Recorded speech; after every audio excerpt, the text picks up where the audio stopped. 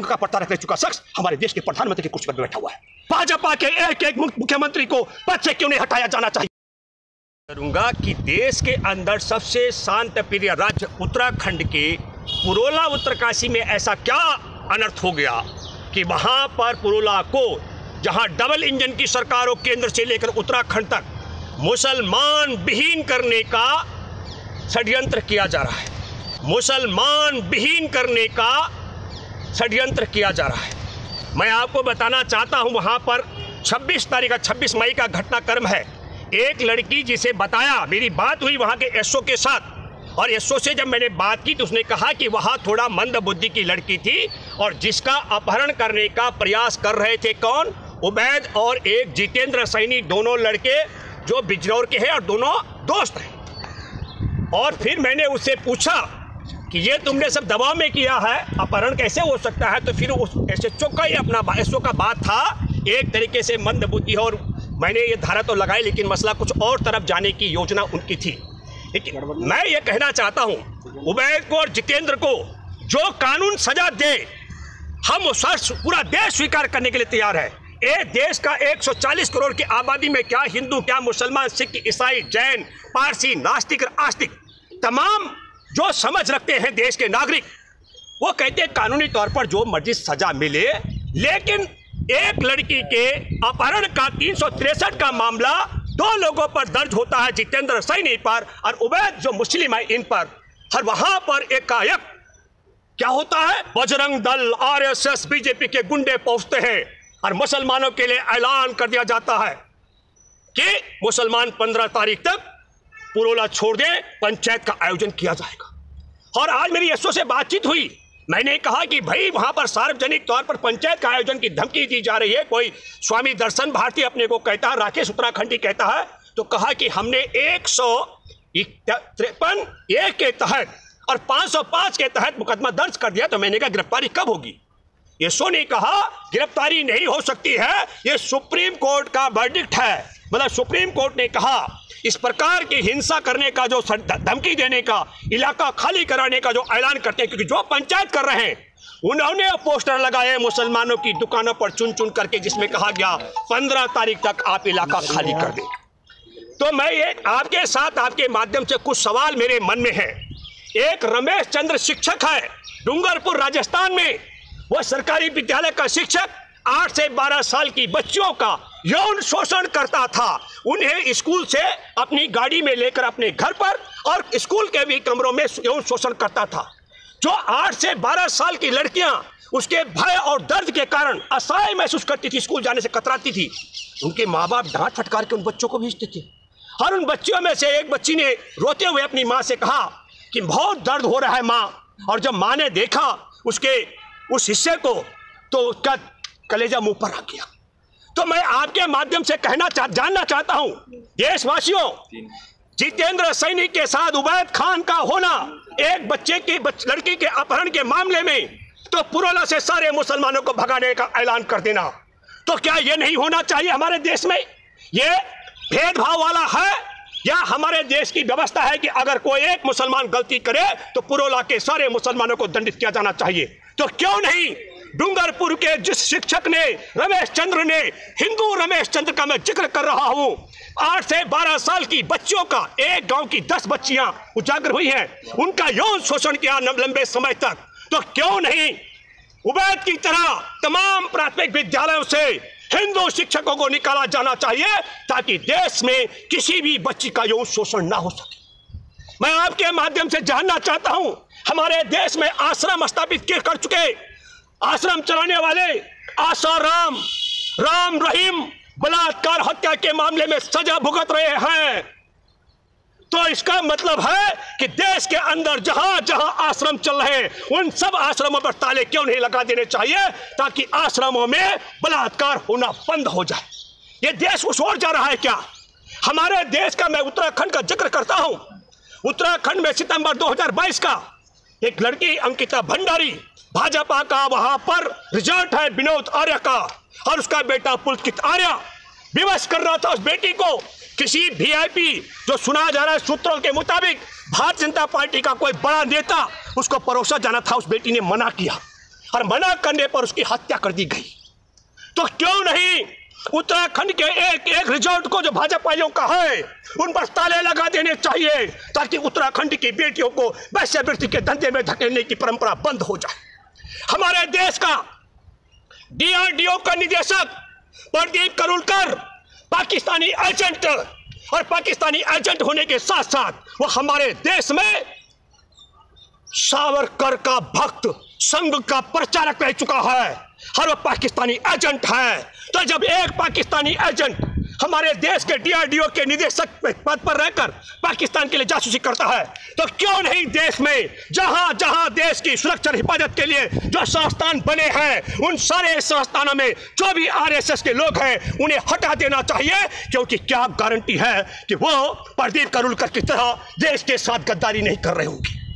मैं आपके माध्यम से जानना चाहता हूं, आपसे मैं अपील करता हूं, हमारे देश के गुजरात के मुख्यमंत्री रहते हुए देश के नरेंद्र मोदी ने एक गुजराती बेटी का अपहरण कराया था, अपने कमरे में रखा उससे मुख्यमंत्री आवास के अंदर 2 दिन। तो देश की बेटियों का क्या हिस्सा, क्या दशा होती होगी। तो देश के तमाम राज्यों से भाजपा के एक एक मुख्यमंत्री को पद से क्यों नहीं हटाया जाना चाहिए, यह सवाल मैं इसलिए कर रहा हूं। एक उबैद जितेंद्र आर्य के साथ शामिल होता है और तब सारे मुसलमानों को वहां से भगा देने का ऐलान होता है, और डबल इंजन की सरकार है। वो डबल इंजन की सरकार जो कहती है कि हमारा देश लोकतंत्र की जननी है। ऐसी जननी मैं आपको बताना चाहता हूं, 15 तारीख को पंचायत की बात मैंने पूछा एसओ को, पुरोला के। एसओ ने कहा कि पंचायत के लिए कोई अनुमति नहीं मांगी गई है। मतलब आपको बताता हूं, यह शो को भी यह जानकारी नहीं है, पर जो देशवासी सुने मुझे, धारा 153A और धारा 505 के तहत जो अपराधी बुक होता है, जिसके खिलाफ मुकदमा दर्ज होता है, क्या सच में सुप्रीम कोर्ट, ऐसे सुप्रीम कोर्ट में बैठे जज ऐसा हल्का स्टेटमेंट या ऐसा आदेश दे सकते हैं, हल्का आदेश जिससे देश में नफरत फैलाने वालों को खुली छूट हो? यह शो कहता है उन्हें गिरफ्तार नहीं किया जाना चाहिए। तो दोस्तों, मैं आपके माध्यम से यह बात इसलिए कहना चाहता हूं दोबारा से कि भले ही नरेंद्र मोदी ने मुख्यमंत्री रहते हुए गुजरात की एक खूबसूरत बेटी का अपहरण करवा करके मुख्यमंत्री आवास में मंगवाया बोल रहा हूं मैं, लेकिन मैं ये मानता हूं कि सारे भारत के सभी भाजपाई मुख्यमंत्री ऐसे नहीं हो सकते। हमारे देश में DRDO का डायरेक्टर निदेशक प्रदीप करुलकर पाकिस्तानी एजेंट है, सावरकर का भक्त है, और वहां हमारे देश के गद्दारी और वहां पर ISI के साथ यारी, उनके लिए जासूसी का काम कर रहा है। मैं नहीं मानता हूं कि सारे देश के अंदर संघी ऐसे हों, क्योंकि संघ का प्रचारक रह चुका शख्स हमारे देश के प्रधानमंत्री की कुर्सी पर बैठा हुआ है। तब मैं ये कहना चाहता हूं कि ये जो भेद है इसको भी आपको समझना पड़ेगा। हमारे देश के अंदर विदेश राज्य मंत्री थे MJ अकबर, और प्रिया रमानी पत्रकार ने कहा 30 साल पहले मेरा यौन शोषण किया गया था मी टू में, और मोदी सरकार ने तत्काल मंत्री पद से MJ अकबर को हटा दिया। और जनवरी 2023 के 18 जनवरी से देश में ओलंपिक पदक विजेता बेटियां कह रही हैं हमारा यौन शोषण किया है। पुलिस कह रही है कैसे कैसे किया, क्या क्या किया, और ब्रजभूषण शरण सिंह छुट्टे सांड की तरह घूम रहा है। ये है भेद, ये है भेद कि जितेंद्र आर्य और उबैद दोनों पे एक ही आरोप है 363, लेकिन उबैद के जो जाति के मजहब के लोग हैं उन्हें भगाने की बात की जा रही है। यह है भेद जो मैंने आपसे कहा। कोई टीवी और अखबार प्रदीप करुलकर की बात नहीं चलाता है। तब मैं आपके माध्यम से एक बात कहना चाहता हूं, मेरी बात हुई है वहां मुस्तकीम 1990 से दुकान है टेलीविजन और फ्रिज की। मेरी बात हुई वहां सलीम भाई के साथ में, बबले खान के साथ में, तमाम लोगों के साथ मैंने बात की, बबले खान के साथ में भी उन लोगों का। और मैंने 1991 में उत्तरकाशी में बहुत बड़ा भयंकर भूकंप आया था, हम लोग दिल्ली से गए थे, हमने बहुत काम किया, और जहां तक हम गए इंटीरियर में, तब मैं ये कहना चाहता हूं उस जमाने की बात अगर मैं करूं, दिल्ली से हमारे टाटा 407 जब माल लोड होकर जाता था तो 48-48 घंटे लगते थे वहां पहुंचने में। वहां कहा जा रहा है कि अपहरण किया जा रहा था। तब मैं आपके माध्यम से उत्तराखंड के लोगों से यह भी कहना चाहता हूं कि 2012 में दिल्ली में किरण नेगी का अपहरण, गैंगरेप, हत्या और उसको तेजाब से जलाया गया था। 2014 का मुझे याद है अगस्त में फांसी की सजा सुना दी गई थी, और अभी नरेंद्र मोदी के राज में उन तीनों बलात्कारी हत्यारों को बरी कर दिया गया, बाइज्जत बरी कर दिया गया है, जो उत्तराखंड में तब मौन रहे। जो हमारे देश में अंकिता भंडारी की हत्या पर जो भाजपा के नेता के रिसोर्ट में जिसको वो परोसा जा रहा था देह व्यापार के लिए, उसने मना किया, उसकी हत्या पर जो मौन रहे, वही लोग इस समय जितेंद्र के मामले में मौन और उवैद के मामले में डॉन बन रहे हैं। और यह बड़ा षड्यंत्र इसलिए है क्योंकि रोजगार नहीं दिया जा रहा है। और जो लोग वहां भड़काने की बात कर रहे हैं, भड़काने का काम कर रहे हैं, मैं दावे के साथ में कह सकता हूं, या तो वो कुपूत हैं, मतलब निपूत, या तो नरेंद्र मोदी की तरह हैं, बे औलाद, या फिर उनके बच्चे देश और दुनिया के कॉन्वेंट स्कूल में पढ़ रहे हैं। मैं और वीडियो नहीं आपको दिखाऊंगा। एक पंडित जी, 2 मंदिरों में 2 ब्राह्मण पंडित जी कुकर्म करते हुए वायरल हो रहा है वीडियो, उसमें महिला भी नग्न दिख रही है। लेकिन मैं आपके माध्यम से कहना चाहता हूं, कठुआ का मामला, 8 साल की मासूम बच्ची जिसको भूखा प्यासा रखा मंदिर के अंदर, पुजारी सहित 6 लोग और एक युवा ने गैंग रेप किया, उसकी हत्या कर दी गई। आप मुझे बताइए, क्या सभी पुजारियों को मंदिरों से निकाला नहीं जाना चाहिए? तब मैं आपसे अपील करता हूं, या तो आप तय कर लीजिए कि जिस तरीके से प्रदीप कलुलकर DRDO का निदेशक रहते पाकिस्तानी जासूस है, तो सारे संघियों को जहां जहां बैठे बेदखल करके निकाला जाना चाहिए, नाक काट करके इनको। और जो पुजारी हैं, एक पुजारी कठुआ में तो 2 पुजारी और नंगे निकले, क्या सारे पुजारी कुकर्म और बलात्कारी हो सकते हैं क्या? तो अगर आप मानते हैं कि एक की सजा सबको मिलनी चाहिए, तो सारे पुजारियों को मंदिर से बेदखल किया जाना चाहिए। और एक मुख्यमंत्री गुजरात का रहते हुए बेटी का अपहरण कराता भाजपा का नरेंद्र मोदी, तो सारे मुख्यमंत्रियों को पद से हटाया जाना चाहिए, राज्यों से बेदखल किया जाना चाहिए। ये बात मैं आपके साथ करना चाहता हूं। और तब मैं आखिरी बात कहता हूं, पुष्कर सिंह धामी जो मुख्यमंत्री है उत्तराखंड का, 2014 में भारत का नक्शा पोस्ट किया था ट्वीट करके, उसका शीश काटा था। लद्दाख को चीन में दिखाने वाला चीन का एजेंट उत्तराखंड का मुख्यमंत्री है। चुनाव हारने के बाद चीनी साजिश के तहत दोबारा मुख्यमंत्री बनाया गया।